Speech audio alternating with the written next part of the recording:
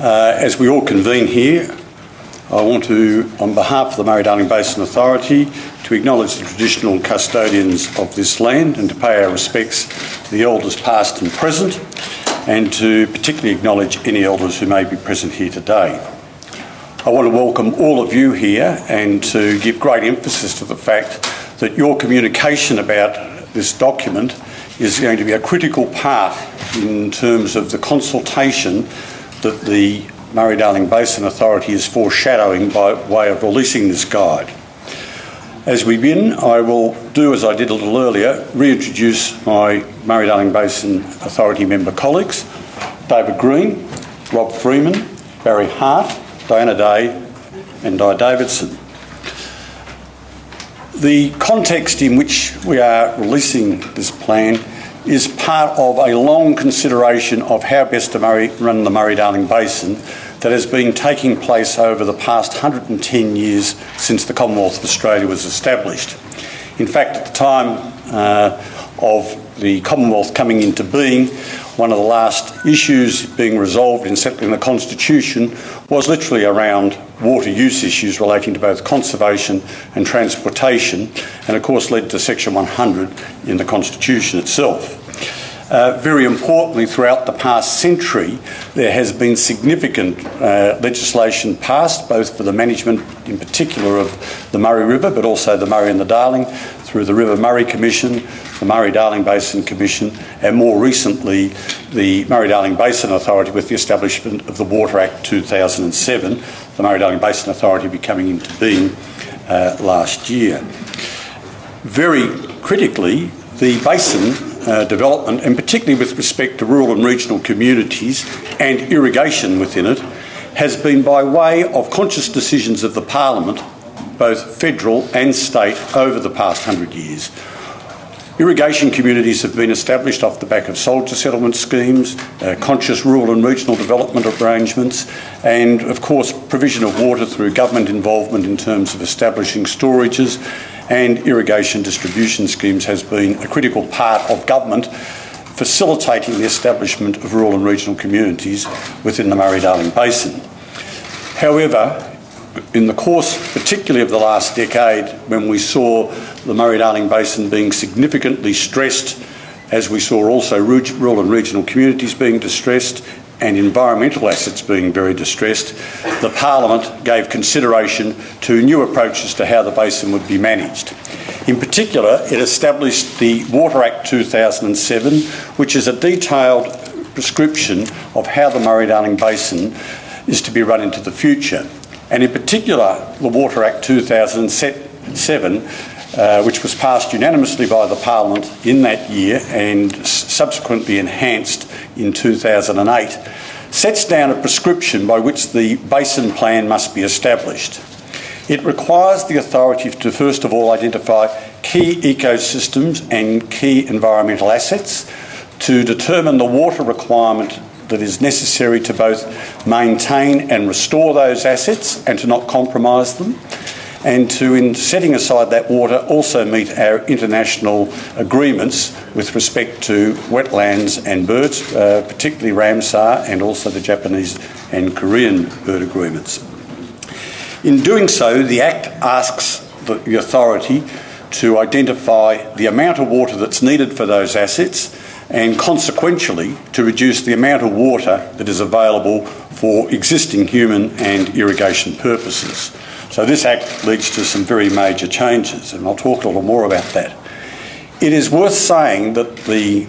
Act requires a very comprehensive set of planning, which is the responsibility of the authority, but of course implementation involves many other parties than the authority itself. It involves many other Commonwealth Government agencies, many state agencies, and a lot of work needs to be done in that.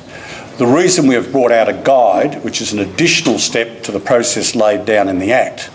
is because we want to enhance the consultation that takes place and the understanding that is needed if we're going to be successful in developing the sorts of changes that will improve the management of the basin.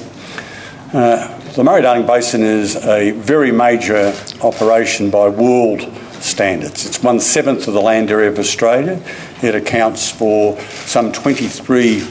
river valleys or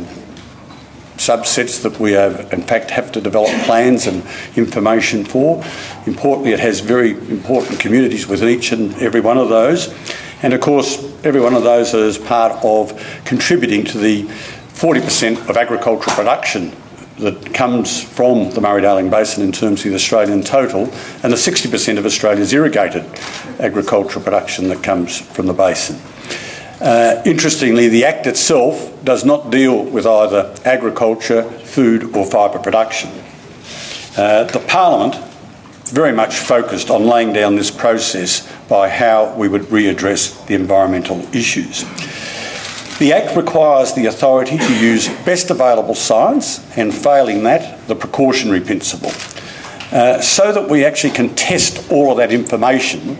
that we have in fact made our assessments on. The authority, in releasing this guide and the attendant information that we'll release over the coming weeks, is in the process of making sure that all the information on which we have based our assessments is available for consideration, challenge and advice. And we intend doing that by way of making it readily available and having a very open mind in terms of how we consult upon it. The way in which this plan is put together, of course, involves assessments that actually rely not only on data, not only on science, not only on information, but on modelling, on analytical work, and of course then ultimately assessment of how it applies. There is no doubt that the decisions that will potentially flow from the way in which we're operating will have major impacts in terms of improving the environment. The decisions that will involve, in terms of the way the guide has been presented, actually set forth proposals that range from moving 3,000 gigalitres per year to 4,000 gigalitres per year from existing human and irrigation uses to the environment. We've done that by way of putting three scenarios forward: 3,000 gigalitres, 3,500 gigalitres and 4,000 gigalitres per year in terms of long-run averages. These will give rise to much greater floodplain connectivity with rivers, much increase in wetland activity. It will lead to improvements, significant improvements in bird life and in fish life, and importantly, because of the improvement of their habitats. Both bird and fish habitat performance of the basin has been declining markedly, particularly over the last 2 decades. As well, major environmental improvements will flow because of the increased throughput of water in the system, which will move particularly salt, which is highly prevalent in this whole continent of Australia, and also other nutrients through the system, and increase outflows through the mouth of the Murray, and obviously with the consequential improvement of the lower lakes and the Coorong area. However, in transferring this water and complying with the prescription laid down by the Parliament, the authority members are also extremely aware that these will have a major social and economic impact. The legislation requires us to address what is the nationwide or basin-wide impact of the economic and social changes. And certainly some of the large-scale modelling says that might be comparatively small. But the authority members are particularly aware that in terms of localised rural and regional communities, the proposals contained in this Act of Parliament, when implemented, will make major and significant negative impacts on many of these rural and regional communities. We have highlighted this in the report as a way of facilitating debate and discussion and getting advice, not only obviously from communities and those we consult with, but also from governments. It is a very important view in our opinion that the social and economic aspects be addressed as a priority in order to ensure a successful basin plan implementation. The decision to put this guide in place and add additional steps is very much one about increasing consultation. The Act requires us to put forward a draft basin plan, a statutory consultation of 16 weeks, followed by a basin plan, which is then given, receives advice from state ministers and is considered by the Minister before it is laid before the Parliament.